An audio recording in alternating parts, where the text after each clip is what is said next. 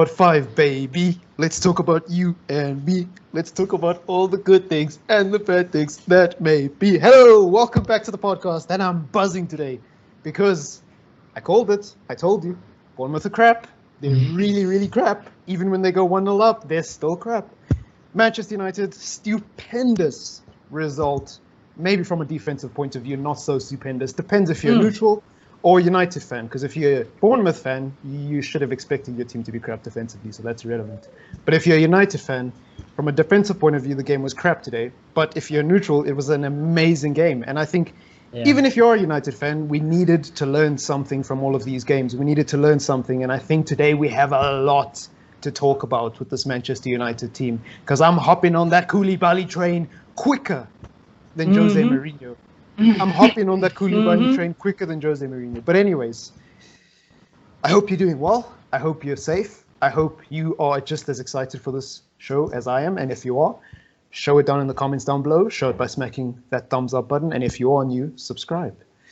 Let's get into the show. What is you guys' initial reactions to today's game? Your initial thoughts in general about how this game played out today? From United's standpoint, attacking-wise, it was perfect. This game was perfect all around, bar defensively. And, I thought Bournemouth, they were crap. They conceded 5 goals. Yeah, they were crap. But I didn't think they were too crap. I think Bournemouth made our defense look like a shambles.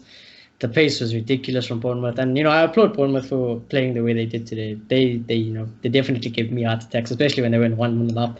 But this was the first time, I think, even when Bournemouth went 1-0 up, I was stressing, obviously, because I always stress if United go down. But I wasn't, insanely stressed. There was something that told me today that, we still have Pogba and Bruno. They will get a goal back. If we can get a goal from halftime, we'll just take over the game. And then, United they went into that next gear and they destroyed them.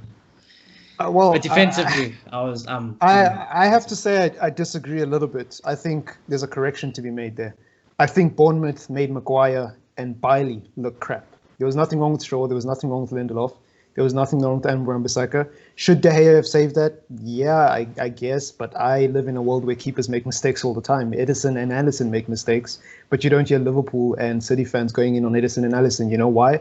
Because Liverpool and City fans know that their teams are good enough to come back in a game and it shouldn't rely on a mistake from a keeper. That your results shouldn't rely on that. So I'm really not concerned about De Gea. Whatever your opinions are about him, cool. I hope you have a nice life. But with regards to Lindelof did nothing wrong today. I think the problem was Bailey and Maguire. The only reason Bournemouth scored today was because of Bailey and Maguire. If Bailey and Maguire just didn't make mistakes, we would have won 5-0. Is that a poor defensive performance if you win 5-0? I don't think so, but that's just my opinion.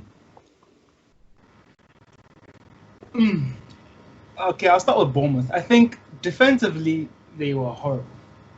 They were bad. It was like the Newcastle game again. They were crap. They can't defend. But offensively, like I said in the preview, they know how to handle the ball. And they were playing a lot of long balls, and on the counter they were very good. But I feel they had a lot of joy on Wan-Bissaka's side with our defense in general, because we played a very, very high line. It was ridiculously high. And with that pace, when they hit those long balls, they took advantage. And specifically, Wan-Bissaka was extremely high and was leaving Lindelof very vulnerable, and Maguire. And they were having to come and cover Wan-Bissaka. And I guess if we want a better team, we want to play very high, it's fine. Trent, Liverpool do all the time. But then we kind of paid for that. And yes, one can say Maguire should have stopped him, but hey, we all make mistakes. But I think offensively, oh my gosh. We were just brilliant. Our movement, yes, at the start, I think we were moving the ball okay, but it was lacking a bit of sharpness. And I feel like we weren't holding it long enough. It was like, you go and I go, you go and I go. And then after they scored, yes, obviously there was a little bit of worry, like Bournemouth have scored now. I hope it's not happening again. But for the last part, it was like, okay, let's just see. Let's see, we have all the players. We think we're this good team now. Let's see if there's character. And they showed us that character. And I'm really happy about it. Yeah, and I think all United fans in general, I think they were thinking that. They're like, okay, we 1-0 down, we're stressing a little bit, but let's see now how if we've changed. Let's see if the quality is there. I wasn't stressing at all. I was being an annoying United fan. I sent messages to all my United friends. I said Bournemouth is crap. Bournemouth is crap. I said it from the first minute till the 90th minute, and these two can attest. I said Bournemouth is crap when we went 1-0 down. I said Bournemouth is crap when the penalty went in and they had 3-2. Because I do genuinely think Bournemouth is crap, and I'm not changing my opinion on that because they're 19th. I live in a world where teams that are 19th are crap and deserve to go down to the bottom of English football. Look, if they play like they played today, offensively, I think they have good players. They do have good players, but I think some of these small teams who try to play like big teams are stubborn. I think the way Bournemouth played today played into our hands. On any other day, United would have beaten. If Bournemouth played the way they played and we played 10 games, like a 10-game series over the next few weeks, we'd beat them at least 7 out of 10 times because of the way they play, because that's how United... That's the crazy thing. United played a high line and still beat Bournemouth. Imagine if we just sat back and hit them on the break. How vulnerable they would be, you know? Yeah. So I think everything and anything Bournemouth could have done today would have come back to bite them. When they went 1-0 up, if they decided to sit back, they were going to lose. When they went 1-0 up, if they decided to keep playing, they were still going to lose because the higher line they play, the more space we have in behind. There's nothing this team could have done to beat Manchester United today other than Manchester United playing badly. The 2 goals Bournemouth got was a mistake from Maguire and an arguable mistake from De Gea. Please, let's not forget that. The penalty they got was because of Eric Bailly. It was not because of poor defending. Eric Bailly, that is all on Eric Bailly. That is nothing to do with United's defense. That is all Eric Bailly. That's 2 goals. You take those 2 goals away from them, what do Bournemouth have today? Oh, they got the ball into our half. Well done. Norwich did that, and they're still crap. You know, so I honestly think Bournemouth are crap, and I'm not changing my opinion on that.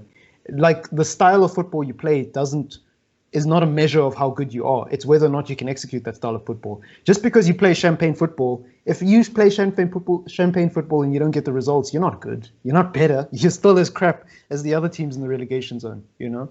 And so I think that's always a problem for Bournemouth. You can't play a playing style if you don't have the players to execute it right and then don't have the versatility to sit back when you need to. It's not rocket science. They were threatening, but I feel like what they did today made no sense. I mean, you're going against United, who struggle against teams who sit back. You've been playing flying football and you've been shipping 5 against Newcastle. Why the heck would you come and do it against United? It just made no sense to me. I don't know. I just think it's silly. I honestly do. I respect coaches having philosophies. I respect coaches trying to stick to one way of football. But ultimately, the thing I say about Jose is the same thing I'll say about these small club managers. Sometimes your tactics don't work and you have to adjust them based on what you have. Like, it's just not going to work. And if you do not have the players that Liverpool have, you cannot play Liverpool's playing style. Liverpool's playing style is for Liverpool. Man City's playing style is for Man City. That's why it works, because they have those players. I don't understand why you would try to play that as a small team, but I don't have a coaching degree. I don't have a UEFA license, so don't trust my opinion. But I just find it strange and odd, you know, because all the small teams that I've known that are resilient over the years, the Stoke Cities, the West Broms, I know they're not in the Premier League right now, but growing up I watched them in the Premier League. They were resilient because they stuck to the basics. Defend well. I mean, Leicester won a Premier League when they stuck to the basics, so I really don't. And Leicester, you could say, were a small team before that, so I really don't see where the benefit is in playing an expansive playing style where you leave yourself, where you leave holes in behind, especially against a team like United with the quality they have to hit you. And they don't even have to do it on the break. They can do it in normal transition 5 times. Like, what the heck was Bailly doing? Like, what? Bailly's reckless. I'm not hearing this Bailly argument because I understand why people say Maguire needs a new partner next to him or Lindelof needs a new partner next to him, because Lindelof hasn't made a mistake that has led to a goal in a long time. Maguire has. So I'm starting to think that maybe the argument is Maguire or Lindelof, just to stir a bit of a debate. But, you know, it has to be one or the other, and who plays next to them? I don't think it's Bailly anymore. The jury's out for Bailly, not just because of this game. Every time I watch Bailly, and I know you guys are big fans of Bailly, or fans of Bailly, maybe not big fans, but the jury's out for Bailly on me because he's run his course at United. He's had his opportunities and he just hasn't taken them for me. The jury was out on Luke Shaw, but Luke Shaw got another chance and he proved me wrong. So I can't be a hypocrite and say Luke Shaw's been crap because I don't have an agenda. So unless Bailey gets 50 million more chances in the future, and on the 50 millionth chance he suddenly becomes an amazing defender, I think the jury's out for me. I think he's too inconsistent, and I don't care if he's a good player on his day, as long as if that day doesn't come now or soon, he can go. Honestly, that's my opinion on Bailey.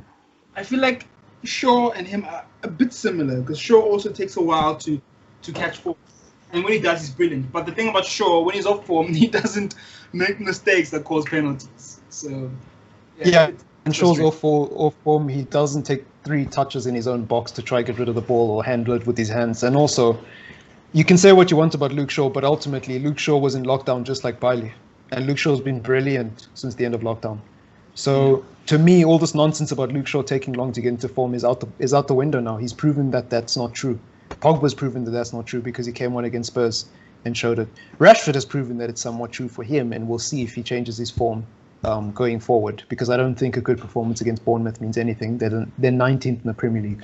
You're supposed to have a good game against them if you're playing for Manchester United. Like those players there, I think Shaw has proven that wrong, and maybe in the future he'll have the same issue, but I think he's kind of proven that wrong, and he's made me feel confident in him as a left back.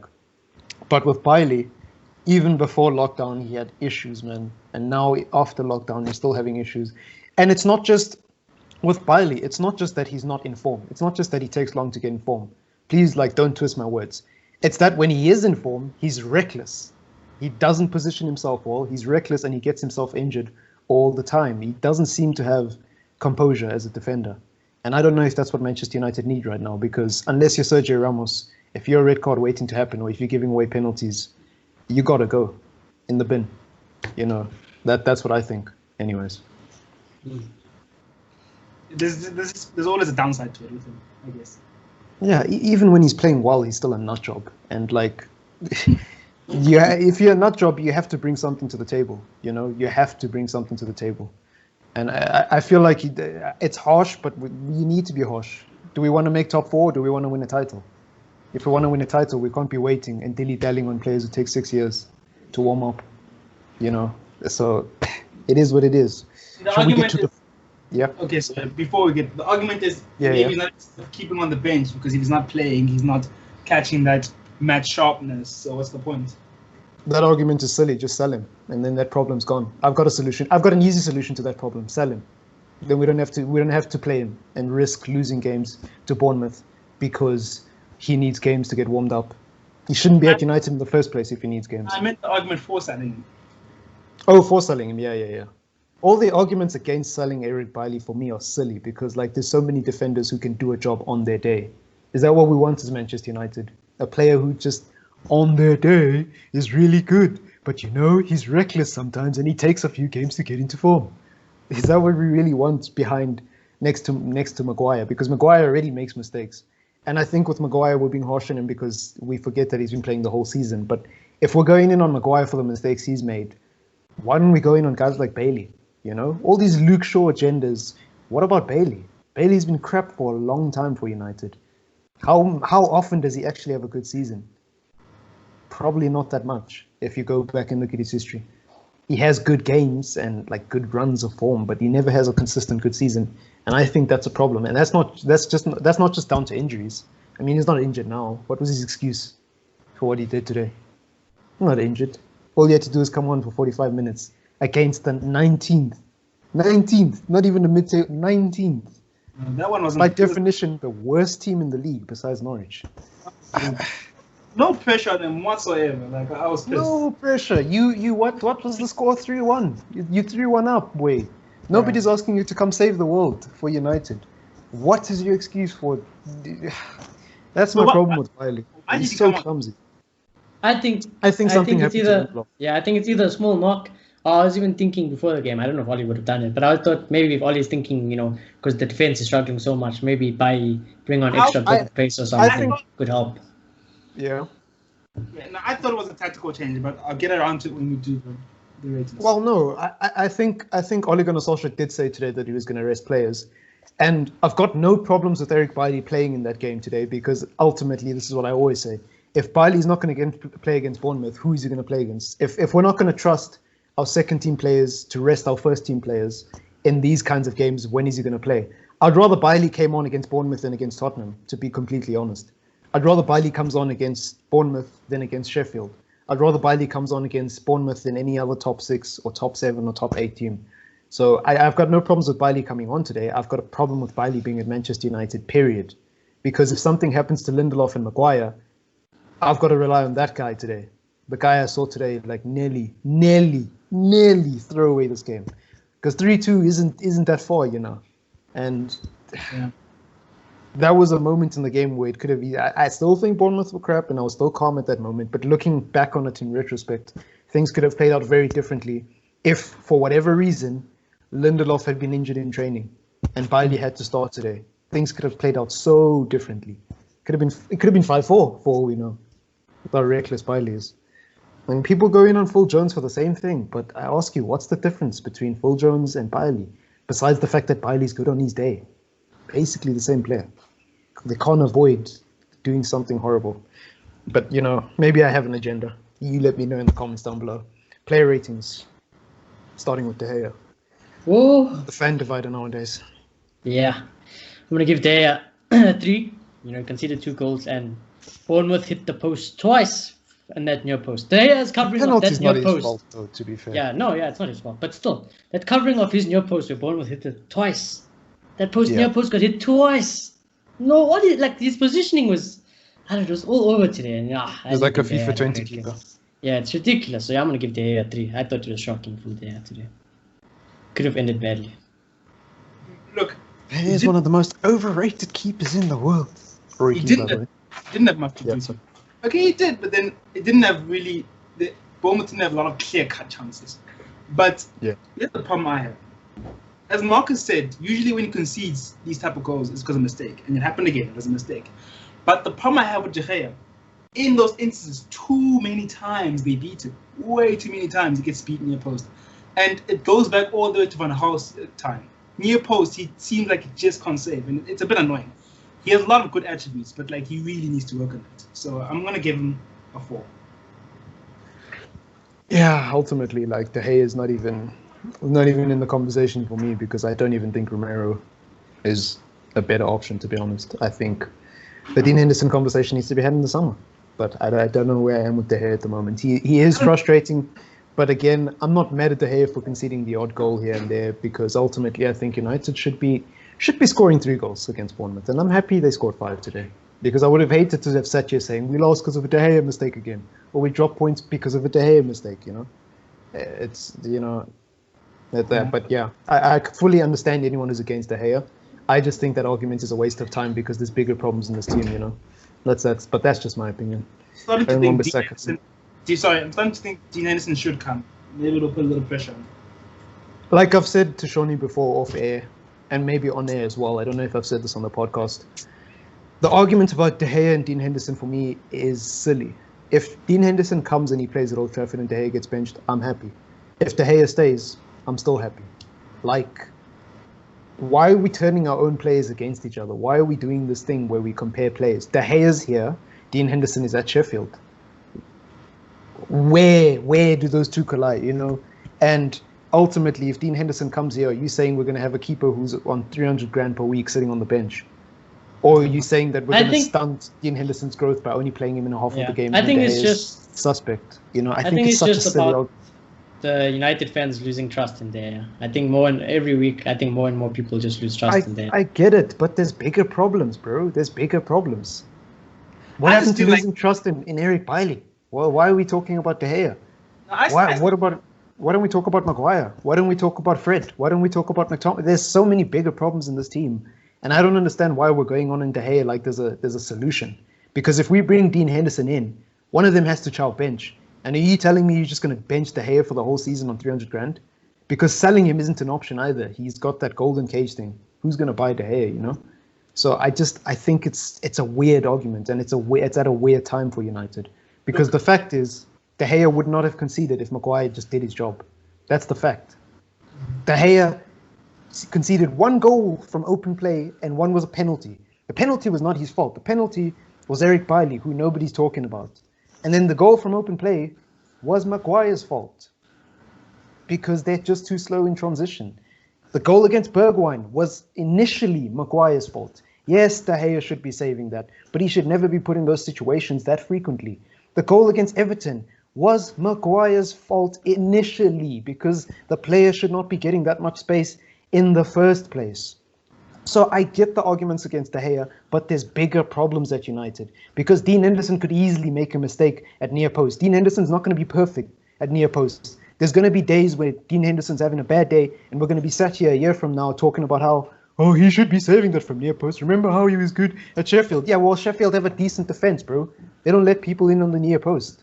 So I don't get this argument about Dean Henderson and De Gea. Let's just wait till the summer and see when Dean Henderson comes back what to do. Because if you're telling me that you're going to bench De Gea to play a youngster who's playing in a completely different team with a completely different defense, and that's your grand solution to the near post goals, I got news for you, buddy. This guy better be perfect because Maguire's going to keep letting strikers in to the near post. And is that what you want for Dean Henderson? Yeah, I hear you, I don't know. I hear you, Marcus, but my only argument is that he concedes way too many times at near post. Like, it's ridiculous. Maybe he does. Let me finish. Yes, yeah. Like, more often than not, he does it. And I'm not saying we bench him. I trust him. If I had to pick between the two, I bench the youngster because he still has time to grow and he's still very young. I was just saying he comes in and he puts a little pressure on De Gea. And I think the near post things are something he can fix. Stupid. He has so many good attributes. That's so stupid, bro. We're going to bring a youngster and stunt his growth to pressure De Gea? Are you listening to yourself? No, I am. I agree 100%. You're going to throw away a youngster's career just to put pressure on De Gea. That is Henderson's choice. If he feels that way, he must not come. He must go to Chelsea or something. Fair play. But that's like the stupidest argument I've ever heard at United. And it sickens me that the fan base is turning players against each other. I'm not turning against it. I would like to have two goalkeepers. Maybe not you, but there's a lot of people who are sparking this Dean Henderson versus De Gea argument. And if Dean Henderson doesn't go on loan next season, that's exactly what's going to happen. People are going to start saying, ooh, look who's better. Because it's already happened with Romero. People are already saying Romero should play, which is mind-blowing to me. Because Romero was never, ever a first-team goalkeeper at Manchester United. But, you know, moving on. Aaron Wan-Bissaka out of 10. Going forward, amazing. He was threatening, you know. Defensively, I don't think it's his fault, but like they came down all the time there. But I think it's just the way Oli and the team were set up today. You know, Luke Shaw and Wan-Bissaka were so high up the field. And today, Matic wasn't dropping back even. He didn't do the drop back where he helps Maguire and Lindelof. Matic was on his own mission today. Looked like he was running on overconfidence. So defensively, it was always like on... when Bournemouth attacked, there was only Maguire and Lindelof there. And, you know, it was 3-on-2 and they're just hitting on the break all the time. But I think that was the way United set up. So defensively, it wasn't Wan-Bissaka's amazing game today. But going offensively, it wasn't bad. So I'm going to give him 6. Look, I don't think it's one of his best games. I think offensively, he was threatening, I guess. But, yeah, his crosses weren't really that great. And it wasn't amazing offensively. And defensively, I want to blame him, but then he still wasn't there. I feel like the high line was extreme, and like he was never there. And that ball over the top was always getting to Stanislas, and eventually he scored from it. And yeah, I'm gonna give him a 6, I guess. Fair enough. Lindelof out of 10. Lindelof was the one centre back who actually, you know, he didn't really make mistakes today. When he played the pass out the back, or wherever it worked, he didn't get it much wrong. I wonder what the situation was. Hopefully we'll get an update on that later. But yeah, other than that, Lindelof, he didn't do anything really wrong. He wasn't at fault for the goal, so Lindelof would get a 7. It's weird. Because of the Wan-Bissaka thing, it was always Lindelof having to cover for him. And he did look a little bit under pressure. But he won more times than he lost against Stanislas. So I'll commend him for that. I'll give him 6.5. GG, Maguire out of 10. 2. Yeah, I think 2. It's a fridge. That nutmeg was worthy of a 2. That was embarrassing, completely embarrassing. Should never happen.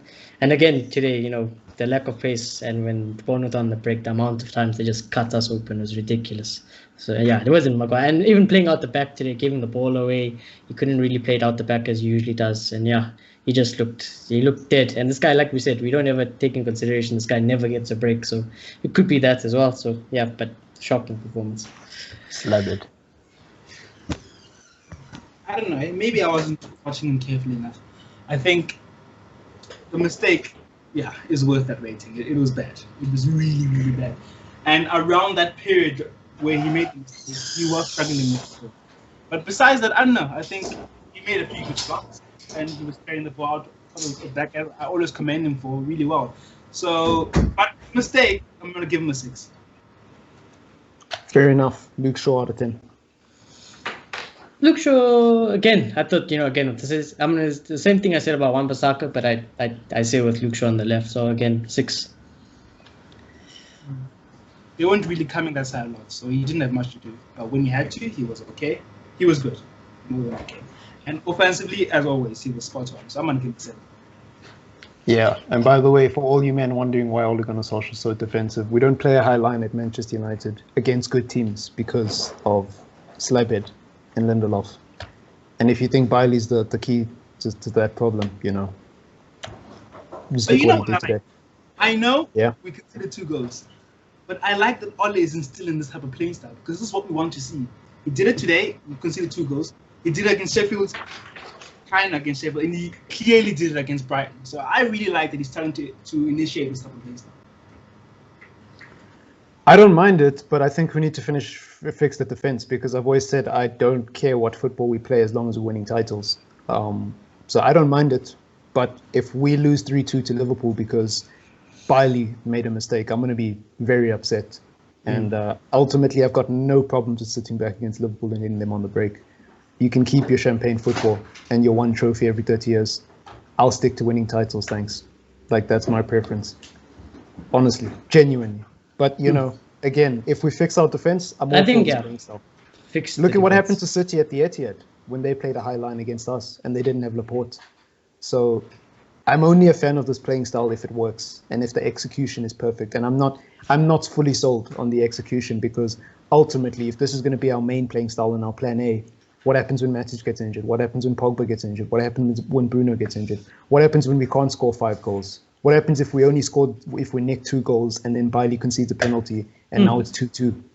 And then Did you think about today? But we played beautiful football, but we How many of our goals were just world class? Like some of the goals we scored today was like some of the goals today had nothing to do with the playing style. Some of the goals had to do with the fact that Bournemouth are crap.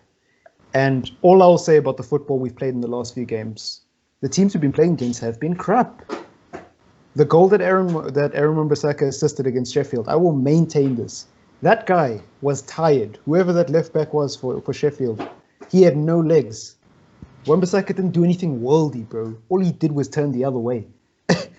All he did was fake left and turn the other way and then cross it to Martial. And 3 Sheffield defenders were too slow to get to the ball. There's nothing world-class about that. There's nothing tactically genius about that goal. That's a FIFA goal. If anyone plays FIFA, you've scored that goal that Wan-Bissaka scored. It's literally a pass across the box. There's nothing brilliant about that. The goal that Rashford assisted was pretty good, and the 1-2s again. But I wouldn't completely chalk that up to tactics as well, because ultimately we've seen the chemistry between the 2 players even before the lockdown. We spoke about this when Martial got injured way back at the beginning of the season, and an impact it's going to have on either one of them who's left. So again, if the tactics work, they work. But I'm not fully sold on the defensive side of what happened today, because it's 2 goals against Bournemouth, it's 5 against Man City. Personally, I feel like I like the playing style. I like high press. I like good movement of the ball. But I agree with 100%. And I think if he does want to maintain this and play it as our number 1, he will need to go into the market to fix. Yeah, like we can't be like that. Depends there's going to be but because if you're still not sold on what I'm saying, right? There's going to be days when Martial doesn't score finesse curler. There's going to be days where Greenwood just doesn't pull the trigger. And there's going to be days where the free kick doesn't go in. So that's 3 goals that have nothing to do with the playing style that I've already taken away based on circumstance alone, because sometimes Martial's shooting boots just won't be on. And that's the reality of football, right? So that means only 2 of our goals actually came from open play directly from tactics, right? Well, we score those 2 goals, but imagine if our confidence goes down after the Eric Bailly penalty and it's 2-2 and it's all level. and then Bruno goes down with an injury, or not even. He just needs to get rested because he's tired, because he's played every game since the lockdown. You know, there's so many extenuating circumstances that are beyond Ole Gunnar Solskjaer's control, and I don't know why he put himself at risk of circumstances not working in his favor, like most of these other teams. You know, if you want an example like Chelsea are crap at the moment because the playing style they play is going to lead to a lot of inconsistency due to the fact that their players just aren't good enough in certain areas. Just aren't good enough. I mean, we played them out the park at Stamford Bridge because they just couldn't take their chances in the final third. And that was a direct result of the fact that Lampard wasn't, he wasn't willing to just sit back and play conservative. He wanted to play his philosophy. But yeah, I don't know. Just my opinion. Matic out of 10. I think Matic today, you know, he wasn't defensively solid. Like I said, he didn't do the drop back thing. You know, he didn't do simple passes. He gave away a lot of the ball. He did get an assist at the end of the day. And, you know, again, like it is against Bournemouth. So I guess he was given that license to go more up, be expressive and all that. But I thought Matic was also poor today. But, you know, against Bournemouth, the tactics like this work out. I think he was just below average, so I'm going to give him a 5. I think as soon as Fred... This guy's sketchy, dude. It's in yeah, some and ways. and what I will say is that as soon as Fred came on for Matic, wow. Fred looked like he had a point to prove today, and Fred did everything that Matic usually does well today. He cut the passing lanes. He did the simple passes that transitioned into defense to attack. So yeah, I'm so happy for Fred. Again, I'm not going to go in on Matic because he's been so amazing, but today it was a bit poor. So 5 for Matic. Yeah. Really? Yeah. I don't know. I clearly wasn't paying attention because, yes, I think he did drop back a few times. He did do that. But I don't know. Defensively, maybe he was a bit shaky. I think I wasn't paying enough attention to it. But I felt like his touch for the last part of the game was very good. And he moved the ball really well. So I don't know really. I was going to give him a 6.5. Well, the key word of everything Shani said is going forward. Matic was good because he was given more license. The problem was defensively when he gave the ball away, and it didn't lead to a goal. So luckily for him, well, actually, he got out of jail. It was by his fault. I'm just gonna say it was by his fault. But that cross to Bai was what led to the penalty. Like, you know, it was madness. It should never happen in the first place. But I'm just saying it was still a madness. Why are you doing that? I'll always maintain this about Matic. He's played well. I'll give him credit for playing well. But long term, not just because of his age, but long term, I'm not convinced he's the guy because ultimately sometimes he makes some dodgy decisions in the midfield that I've watched that luckily don't lead to goals. And but I remember specifically at Stamford Bridge on some other level now. 3 or 4 levels. Yeah. So I don't know about Matic, but you know, he didn't concede. So let's be fair to him. He was okay. Pogba out of 10. Oof. Pogba, I thought again was solid. I thought he was more of the transition that linked up defense and attack. I thought, you know, every time United was squeezed in by pressure, as soon as the ball goes to Pogba, he instantly undoes the pressure. Instantly, one pass, bang, through the middle, switch of play backwards. Pogba, his passing game, his strength, his physicality again. Another solid performance from Pogba. And you know, he might not get his goal or his assist, but again, it was really good from Pogba. So I'm gonna give Pogba a 7.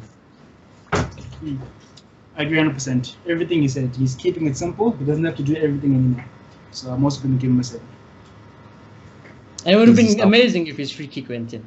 It would have been amazing. It was a prop. It was a well-hit free kick. Yeah, Bruno Fernandes. He scored? Has he scored a free kick at United? I am not sure.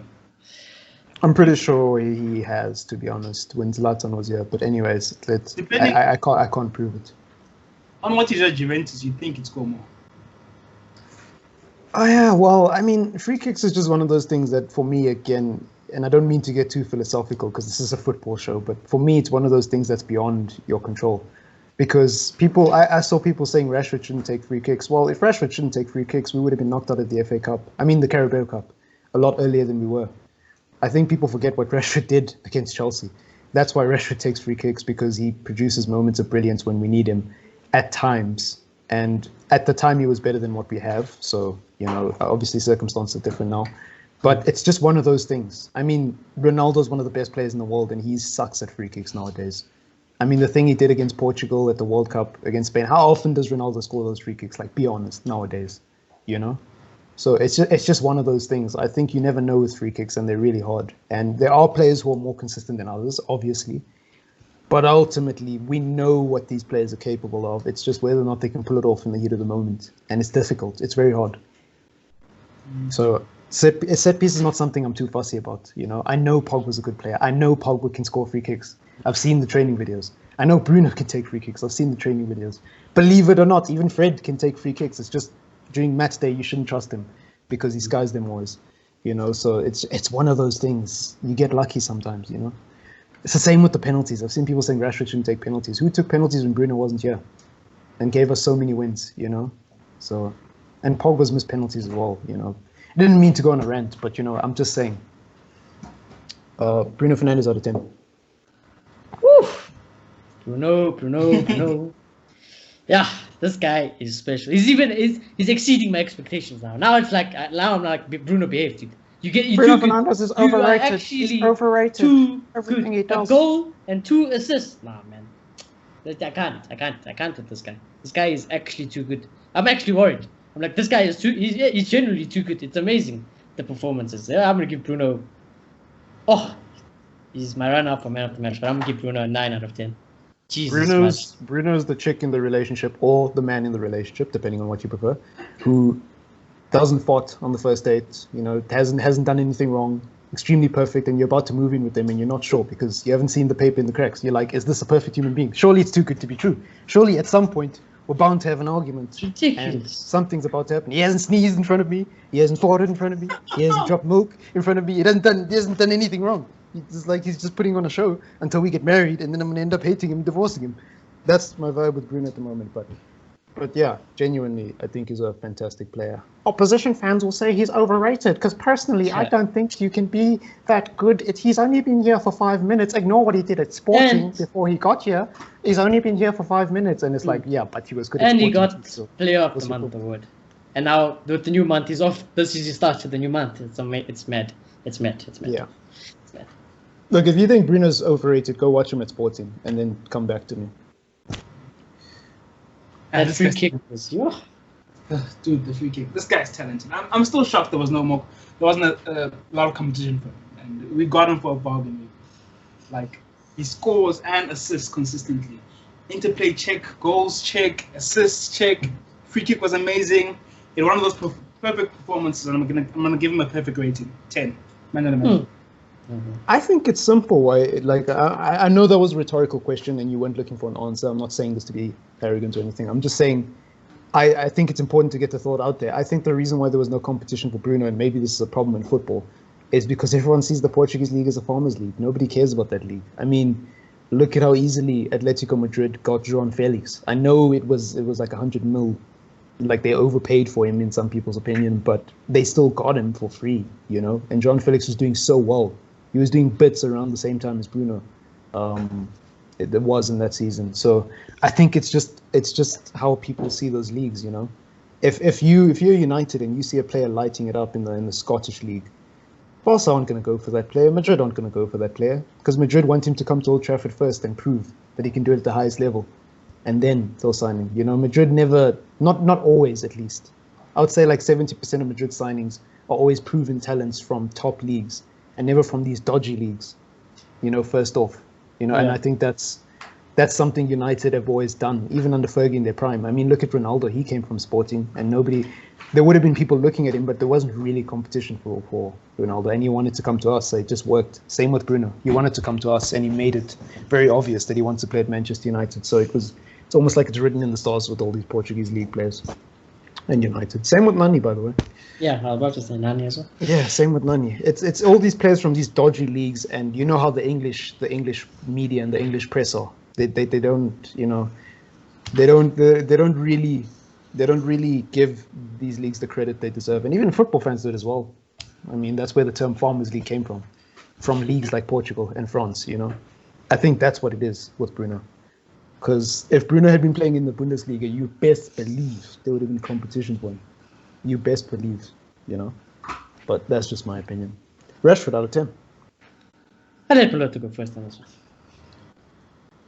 one. Malota's there. Yeah. Scored a nice penalty. Yeah. Like he always does. He scored a penalty.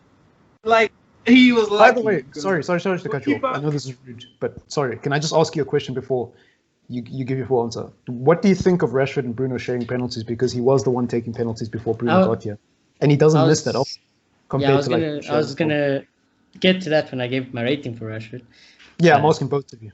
Yeah, so I think Bruno is our penalty taker. I think he will be our penalty taker unless he's not playing or something happens. I think today's penalty, obviously I can't confirm it, but I think today's penalty was Bruno and Oli saying, confidence, get the confidence up, get your goal. Interesting. And and if you ask me about them sharing it, like, if they score, obviously I wouldn't mind it, but I don't like it. I don't like sharing the penalties. I want Bruno. Been scoring penalties though. Yeah. He's been doing it for us. Yeah, but Bruno's my penalty. No, there's no. He's missed penalties. He hasn't got a perfect penalty record either. So he has missed penalties. Perfect penalty record, but like he's much better. He's probably the best you've got, bar Bruno. But as long as Bruno's in the team, I don't want Rashford near a penalty. Okay, that's fair. I thought you just did the thing. No, yeah. As long as that's what I mean. As long as Bruno's in the team, Rashford, I don't want Rashford taking pens. I agree 100%. I think in today's situation, it's fine. If it's for confidence and we're feeling comfortable, why not? But like, I want us to do it like any other big team. We have a number one and a number two. Bruno's number one. If Bruno's not on the pitch, it's Rashford taking it. Or if we're winning 5-0 and then Rashford wants to take and Bruno gives it to him, sure, it's fine. But Bruno is number one. No, that's fine, but I hear people talking about Rashford not taking penalties like Rashford didn't take penalties for the whole season and get us so many 3 points. I mean, even at the Etihad. Today that penalty was to put us in the lead. So it was, again, a precious penalty, and he put it away. Yeah, I think Rashford's perfect for penalties, to be honest. Let's not even talk Etihad. France, Paris, 90th minute. Penalty. PSG. Rashford is a big game player, and I've got no problems with him taking penalties, but people will have their opinions. So, I mean, I can't argue with Bruno Fernandes because that's basically putting a chip on my shoulder. It's a stupid argument, really. But I've got no problems with them sharing it. But that's just my opinion. But yeah, Rashford's rating out of 10. Until he played, he's getting better. You can see the form is slightly coming back. And he was very unlucky not getting the second goal because that was millimeters offside. So, yeah, decent game. I'm going to give them a 7. Why not? Yeah, but if you didn't have a decent game today, there would have had to be questions asked because, like, you're playing against 19th place. Like, come on. It's like a friendly, basically. Come on. Yeah, I think Rashford, I'm so happy he scored the penalty. I think that's what he needed. I think Rashford needed that goal. I think his confidence will go up from now. I think we'll see a more sharper Rashford. We're already seeing a more sharper Rashford. So I think we'll start seeing the Rashford before the injury. When he went down today, I got scared because he was a back injury and he started holding it. So I was panicking, but he was fine. And yeah, it's so tough. Other than that, he could have had an assist. He could have had a goal. I'm going to be harsh. It's going to be a Rashford 6. That's not harsh. I think that's fine, to be honest, because he didn't do anything amazing. He scored a penalty, and it's Bournemouth, guys. It's Bournemouth. Like, if he had played like this against Spurs, I would have been like, 7. And like I've always said, I will always have tough love for Rashford. Yeah, there's nothing wrong with that. Yeah, like again, it's Bournemouth. But anyways, Martial out of 10. Look, can I just say, I know it was Bournemouth, but then the fact that they scored and they were offensively good, I just think that's just a brilliant advert for the Premier League, honestly. I mean, the fact that players that low can move the ball with that quality, it just impresses me. It does, and it would impress me if they scored through open play without a mistake from 2 United players. But yeah, I get what you're saying. I'm just being cynical. Don't worry. I'm just pushing your buttons. But one of their goals came from a penalty. There's nothing that's not good advertisement for the Premier League. That's just, I mean, maybe it is because that added to the drama of the game. If you want to go down that. As a neutral today, they scored from like guys. If we minus the penalty, forget about Maguire's mistake. If we minus the penalty, it's 5-1. How's that game competitive? It's 5-1. It's 5-1. Please explain to me how that game is competitive if the score ends 5-1. Because that's not a great advert to the Premier League. That just looks like another La Liga game to me. The manner in which they played against a team like United, you watch leagues like the Serie A, like these teams can barely attack against teams like Juventus. And in the Premier League, we saw teams do it with great quality. Yes, they don't always get the shots on target. Yeah. Yeah, but you know what? You know what a purist would say, and by purist I mean people who are able to appreciate football that doesn't involve fast attacking flair and actually realize that there's other styles that could be entertaining, even though most Premier League fans see them as boring. You know what a purist would say? At the end of the day, sorry? Oh, that's not your definition of a purist. Cool. No, not me. I'm just saying that's not the common football fans' definition. I mean, but who's the common football fan? Is the common football fan someone who watches the Premier League, or is the common football fan someone who watches the La Liga? Which one is it? Yeah. You're lagging a bit. But okay, he's lagging. I'm just going to continue with my point. My point was... Okay. I can't hear you. You're lagging. You can go now. You can try now, but like you were lagging. Can you hear me now? Kind of. I don't know if you're lagging on Johnny's end, but you're lagging on my end. Yeah, you're lagging on my side as well.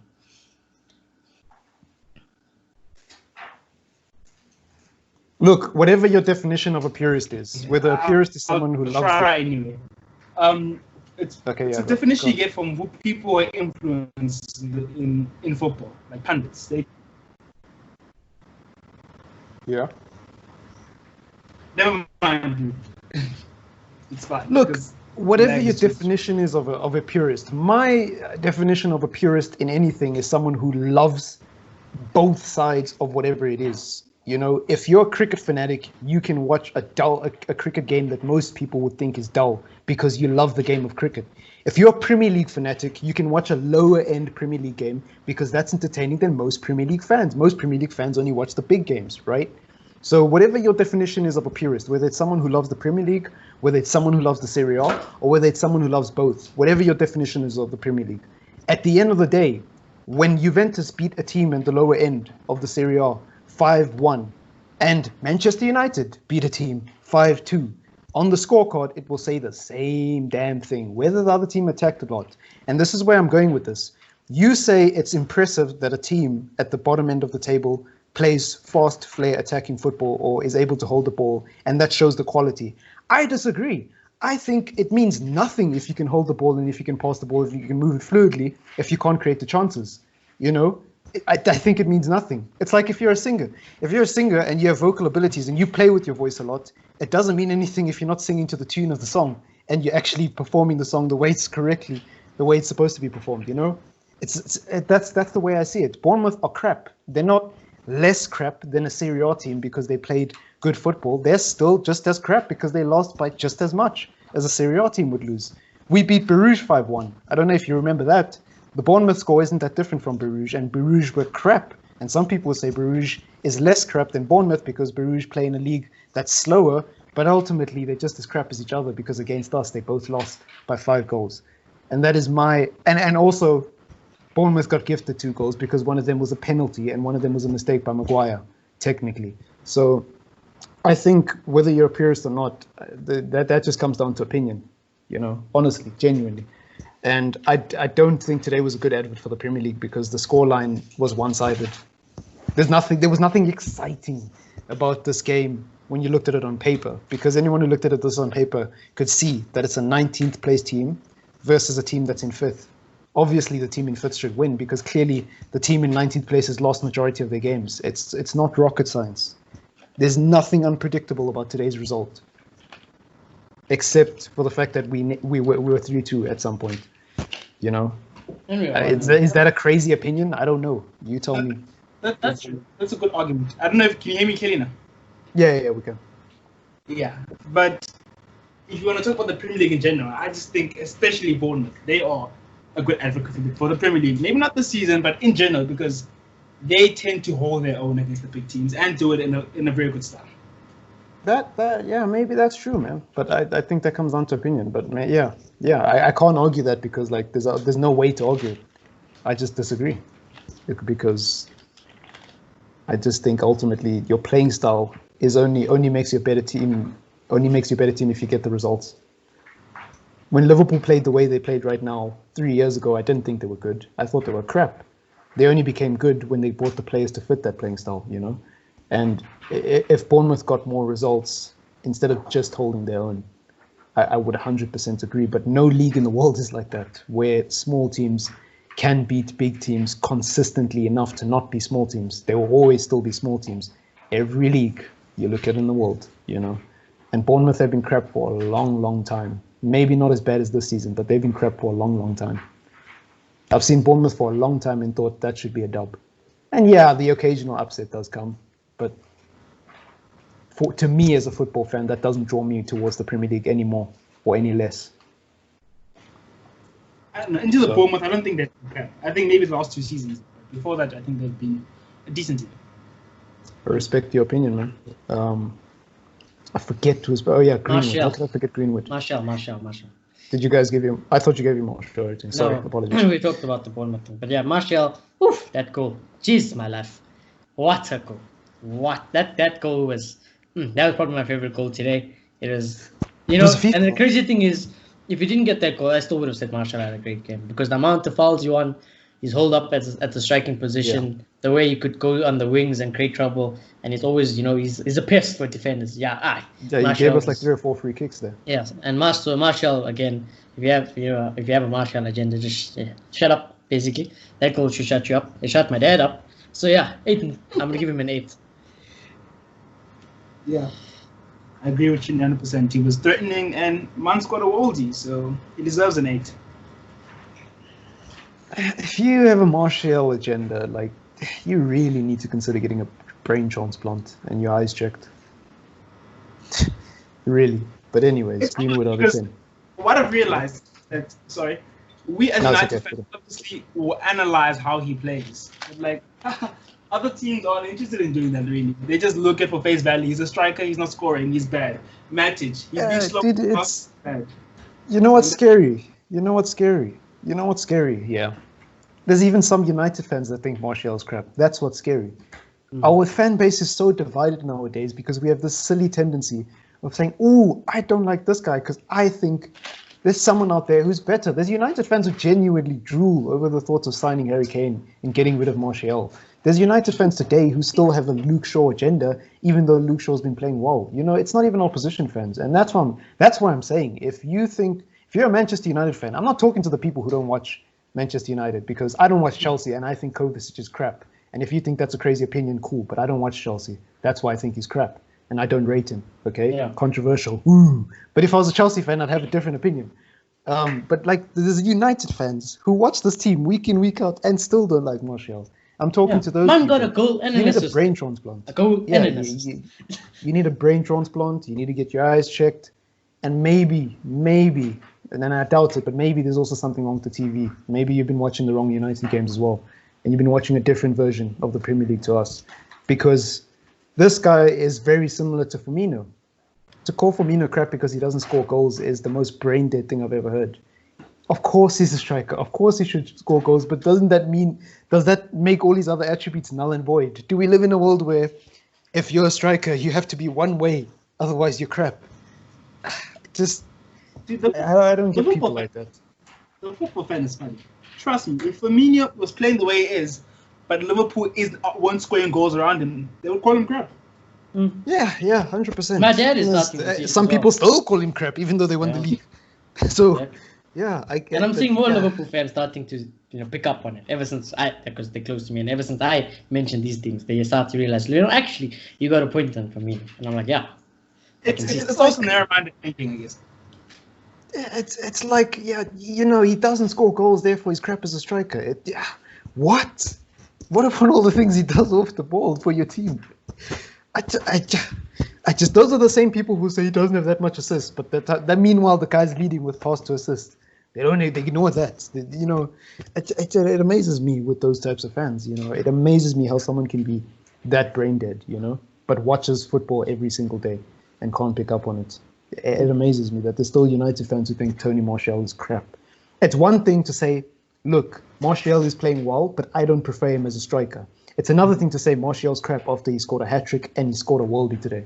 Those are two separate types of people, So, If you want me to be honest, I recognize the attributes and I love him for that. But if you put Harry Kane and him in front of me, I'll take Harry Kane because I prefer striker who scores goals. I would take Martial, but there's strikers I'll out there take that I would take Martial over as well. Martial. Because I don't also like think Harry Martial Kane, can but score those you goals. make a point. Yeah. I have other strikers that I prefer over Martial, which I won't get into because I know we're not going to sign them, and now's not the time for this conversation. But I don't like Harry Kane. I think Harry Kane can mice. He's good. He's very good, but he can mice. I don't like him. I'll stick with my boy Tony, because how many hat tricks does Harry Kane have this season? Anyways, Greenwood out of 10. Mason Greenwood. My God, this kid. I saw the light today. I saw the light. Telling you now, I don't know if I said it on the podcast, but I tweeted it out. If Sancho comes, Greenwood could bench him. I'm being dead serious. Greenwood could bench that guy. Greenwood is 1-0 down, he scores a worldie. 3-2, he scores a worldie again to give me a breather. He's my son. He is my son. He is. We have to hold on to him. We have to hold on to Greenwood. Aren't you guys the same age? Greenwood's younger than me, actually. So. Oh, actually. Yeah, so Shani became a father at 1 year old. Two. I had him at 2. I had him at 2. This guy got 2 goals today. Left foot, right foot, left wing, right wing. This guy, oh my God. 10 out of 10. Back to back. 10 out of 10s. This guy's elite. He's my man of the match, without a shadow of a doubt. He's the definition of what someone who has a potential to be a world-class talent, because whether he plays on the right, left, or middle, his shooting is still insane. And you see what I was saying off air? Like me and Malone were talking about this off air a lot. I was trying to say that basically my definition of a world-class player or world-class talent is wherever you put them, they don't lose their attributes, right? Like wherever you put Paul Pogba in the midfield, he can still hit a diagonal ball. It doesn't matter. It's just if he's playing in the cam, he doesn't have as much reason to hit a diagonal ball because it's right there, obviously. If he's playing deeper, he has a reason to hit that. It's the same with Mason Greenwood. If he's playing on the right, he doesn't have as much license to shoot, and that's why I think he's better in the middle. But he can still shoot, and he can still score worldie, regardless of where he is on the pitch. And that's why I think his shooting is reliable. Whereas with Martial, you move him, and all of a sudden he's a different player, which is not a bad thing. It's not a bad thing. But it raises question marks about whether he's a world-class striker, because and I think, or he's a world-class attacking player. And I think this was Greenwood's 15th goal. He broke Wayne Rooney's record of goals as a teenager. And for me, Wayne Rooney is probably the best striker of all time. So for him to break a record like that is something really special. This kid is phenomenal. He's absolutely phenomenal. And I'm being dead serious where I say he can bench Sancho. Yeah. Comment in the comments down below if you think Sean is an idiot. It helps the channel grow, so you know. Yeah, I know, I don't know, I'm not going to dismiss that statement, because even Don Hutchison was saying it. Do they need to sign Sancho? I know we all want Sancho, but then you could see why he was saying that, because since the lockdown, this guy has come back trying to, yes, I know it's a few games, but he's been consistent in those few games. I really like what I see. Sancho. Don't get me wrong. We need depth. Let's not sign people and be like, it's like a new signing. We don't need Sancho. Yeah, no, we need Sancho. Don't get me wrong, but it's good to have. I'm saying I understand why Don Hudson was saying that. Yeah. No, I get you. I'm just being cynical. I'm just being silly. Yeah, we need. We still need a Koulibaly. We need signing. We need Grealish. Otherwise, we still going nowhere. Because one injury, fam, and it's over. Back to PE tactics, fam. You know them right there, fam. We got the one injury. Just one. Right Anyone. In that first team. One. So. But yeah, anyways, what are you giving Greenwood out of 10? I got him. I give him a 10. Two world-class goals, so I'm going to give him a 9. Yeah, I thought you were going to say two. Before you said world-class goals, I was like, 2 out of 10, mate. Are you okay? Because the audio was cutting off on my end. I was like, 2. Did I hear that correctly? I'm going to wait for him to finish. Something wrong with Lord today. They do. Yeah. Do you want to talk about the subs that came on? Yes. I mean, Bailey, actually. Yeah. There's 2. I think there's 2 that are worth mentioning. No ways, bro. I'll just be quick and honest. Bailey had an absolute shocker. That penalty was. How do you let that happen? Why? If there was no pressure anyway. I don't know how you develop a bit of an agenda against this guy. It's ridiculous how stupid that mistake was. Yeah, Bailly gets -2. But Fred, I clap my hands to Fred. I give Fred a 7 because as soon as he replaced Matic, that team looked like how I wanted it. Defensively we started to look solid. His cutting passing lanes was amazing. His simple passes to link the defense and attack was good. Even the shots he had were good. They were on target. They were very dangerous. You had to make a good saves. So yeah, I'm gonna give Fred a 7. And I thought today Fred played with a point to prove. This is going to go against everything I said in the last episode, but this is why I think players like Fred and Bailey needed to start in the Norwich game. Because they needed to get minutes in and get some game time in. Because do you think Fred would have played like that if this was his first game back from the lockdown? Genuinely. I mean, besides Spurs. He'd probably think, like, I got no point to prove. I'm a first-team player. I can just play like normal. But today, you could see there was ambition. Other than that, because like at the end of the day, like we all talk about this point to prove, this pressure, this desire to want something. We don't know what's going through Fred's head. We don't know if Fred genuinely wanted to prove a point today. Fred could have just been doing his job like he always does. But you have a point. But what I'm saying is, just because you have a point to prove doesn't mean your match sharpness is going to be there. So if Fred hadn't played against Norwich, do you think he would have played this well considering the game time? I don't know. No. You need, like, I think we said it. I don't know who said it. I think it might have been Monoto. But Fred needs, like, a couple of games to get to where he is. And, today he was very good. He was very good when he came on. I think he needed to play against Norwich because I think no matter how driven, no matter how motivated, no matter how hungry you are, let's stop being passion merchants and admit that sometimes you need a bit of game time to actually get your sharpness up. And that has nothing to do with motivation or passion or hunger, because ultimately Fred is always hungry. He's always trying hard. Against Spurs, he wasn't lousy or lazy. He was trying. He was just crap because he hadn't played in 2 months. He was trying. He was hungry to win that game, but he was just crap. But that's just my 2 cents. I'm not going to go on what I thought was wrong, because we really highlighted what was wrong with Fred playing in the 6. I'm not going to talk anything about it, but I do think he was a bit better. And offensively, he was good. He had a lot of energy as always. And we got to see him play a little with Bruno and Pogba, so I really liked it. And I think it wasn't as good as with Mattis, but it still worked and it was still productive. So I think it was good. Fair enough. Are you going to give him a rating? Him and Bailey? Or you're not going to? Bailey doesn't deserve a rating. And Fred, I'm going to give a 6.5. That's fair. That was your Bournemouth versus Manchester United match reaction. Got a little heated, but that just adds to the flavor of the show and the entertainment. So without wasting too much of your time, thank you for listening. Don't forget to leave a like, consider subscribing if you are new, and don't be shy in the comments down below because it helps the channel grow. And by the way, all you Arsenal fans who were talking and had loud mouths when we were 1-0 down can sit down now. Okay, yeah, Arsenal need to go win the game first. We're not like you. We're not a mid-table team. We're not a mid-table team. They're playing now. They need to beat Wolves first. Hey, I don't have hopes. I don't see them. Yeah, I don't have hopes. They might get it. I don't see them beating Wolves. I don't see you guys beating Wolves either. But if you guys do beat Wolves, don't come to me with your banter because you're helping us. If you guys lose to Wolves, you still suck. So either whatever you guys do today, it's a win-win for me. It's a win-win as a United fan. And then to all the Spurs fans, one Spurs fan in particular, Jose Mourinho is crap. Your team is crap. They are behind us. They lost to Norwich. We're not like you guys. We don't lose to teams like Norwich. Even with our third team, we beat teams like Norwich. So, Bournemouth are crap. I don't know what more to say. But that's been your match reaction. Hope you enjoy the rest of the evening. Peace out.